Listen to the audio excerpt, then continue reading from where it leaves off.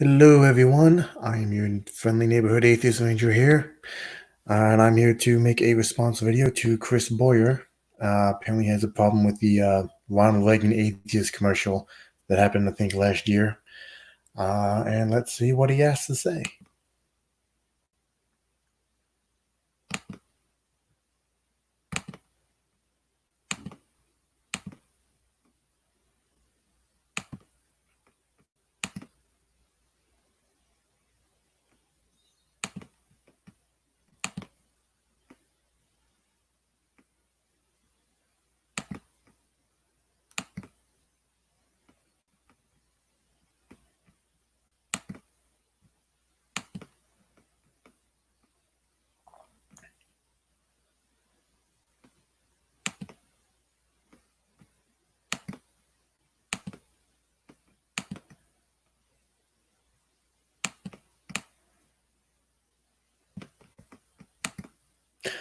My apologies, ladies and gentlemen. I'm just getting something together here.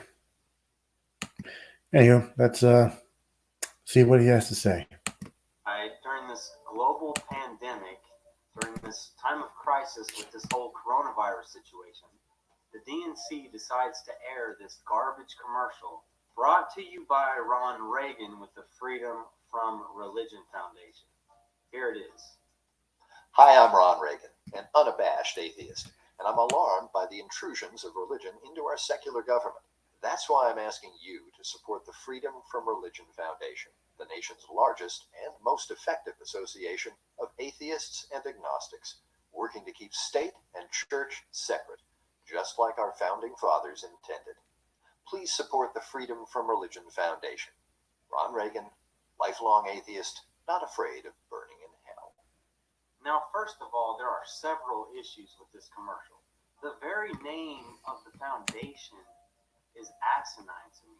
Freedom from religion. When you look at the First Amendment to the Bill of Rights, to the Constitution of the United States, it is clearly what it says is freedom of religion, not freedom from religion. This is the same freedom that gives people to practice their faith and others the freedom not to practice faith. That's what the First Amendment guarantees under the Constitution. There is no separate. Okay, first of all, well, apparently you don't understand the obvious fact, Chris, that you cannot have freedom of religion without freedom from religion. That is a fact, sir. Separation of church and state.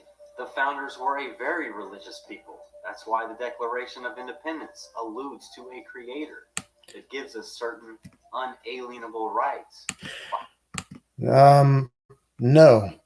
First of all, the separation of church and state does exist, and you don't have to take my word for it. Go talk to a fucking lawyer. But as far as the Declaration of Independence, the Declaration of Independence has nothing, and I mean nothing, to do with the law of the land. The Declaration of Independence is not the law of the land. It was a breakup letter to Great Britain. That's it. Oh, and the founding fathers were not uber religious. In fact, ladies and gentlemen, later after this video is over, I will be putting a link in the description below that shows quotes from the founding fathers that beg to differ. The founding fathers, yeah, some of them did. Most of them maybe were Christian, but most of the founding fathers had both Christian and deistic beliefs, and and honestly, they were all in agreement that religion should not intrude on government.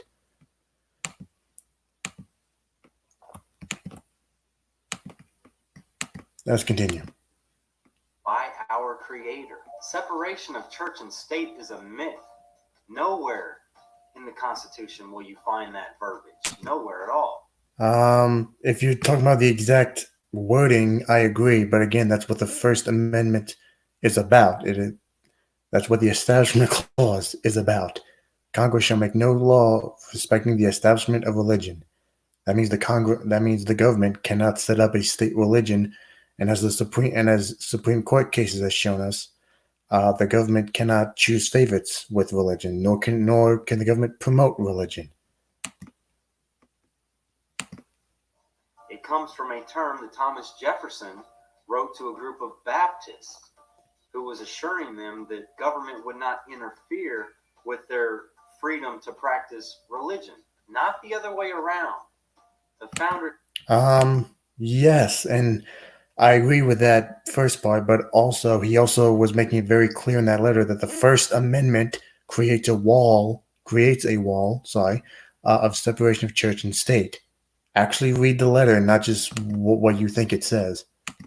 Did not intend for religion not to make its way into politics. Oh, really? Really? Let me look at some founding father quotes here, shall we? I have a quote here from James Madison, who actually wrote the First Amendment.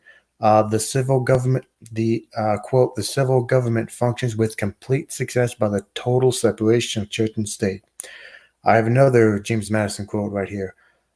Quote, and I have no doubt that every new example will succeed, as every past one has done, ensuring that religion and government will both exist in greater purity the less they are mixed together. Okay, and that's coming from the man who actually wrote the First Amendment, Chris. So no, they didn't. The founding fathers, or more specifically, the man who actually wrote the First Amendment, who actually wrote the damn thing, did not want religion influencing government. Intended that politics would not make its way into religion, or government would not interfere with religion. The wall of separation of church and state is a two-way street. Again, you don't have to take my word for it, Chris. Go talk to a lawyer. Even the most conservative lawyer, even a Trump-supporting lawyer will tell you, yeah, the separation of church and state not only exists, okay, but it's a two-way street. And people that like to talk about separation of church and state, it doesn't exist in the Constitution. Yes, it does. Go talk to a lawyer. What they're alluding to generally is the Establishment Clause, which says that the government will not establish a national religion. Nowhere ever did the founders ever intend for religion not to make their way into government. Yes, that's exactly what they intended. In fact, the man who actually wrote the First Amendment, which is James Madison, that's exactly what they intended. Most of the founding fathers, that's honestly one of the reasons why they escaped Great Britain. There was no separation of church and state there. The church had influence over the government. They didn't like that. In fact, that's one of the reasons why America was so popular during its time, during the founding fathers' time. We lived in we lived in a country where you could practice whatever religion you want or no religion at all. We were the first secular country in the world. It only intended that government would not interfere with religion, because, like I said, the founders were a very religious people. No, they were not. Yes, I would say most founding fathers did profess some kind of Christian faith, but they also had their own view of deistic beliefs. And by the way, most of them actually had a lot of criticisms for organized religion. Okay, the founding fathers were men of enlightenment. They had both Christian and deistic beliefs, and they definitely had their fair share of criticism for organized religion. It is upon that idea that our God-given rights are given to us. Yeah, nowhere in the Constitution does it say God-given rights. Cannot be taken away from anybody else. And the last thing I'll say is this: by far the most ridiculous thing about this commercial is the ending where he says, "I'm not afraid of burning in hell." Cool, bro. Nobody cares. That's just that. All that. Okay, if you don't care, then what's the point of this video then? Seriously, that's not a rhetorical question. If you don't care, what's the point of this video? What that does is tell me how big of an idiot you are. That's like jumping off a cliff and saying, "I'm not afraid of dying when I hit the ground," or walking into oncoming traffic and saying, "I'm not afraid of getting hit by a car." Yeah, the difference is we can provide evidence that traffic exists, and we can definitely provide evidence that cliffs exist. And we can definitely provide evidence that you can die from both. Where's your evidence that hell exists? Like, that's just ignorant, bro. That's ignorant. That says a lot about your psychology rather than your intelligence. That's stupid. You're a moron. Who cares whether you're afraid of burning in hell or not? I will tell you as a Christian, I'm not a Christian because I fear for burning in hell. That's debatable. That's not why I'm a Christian. I'm a Christian because I believe that Christianity is true. So who cares whether or not you're afraid of burning in hell? Rather, what you should be concerned with is, should you be afraid of burning in hell? Okay, well, you provide evidence that hell exists. I'd be more than happy to.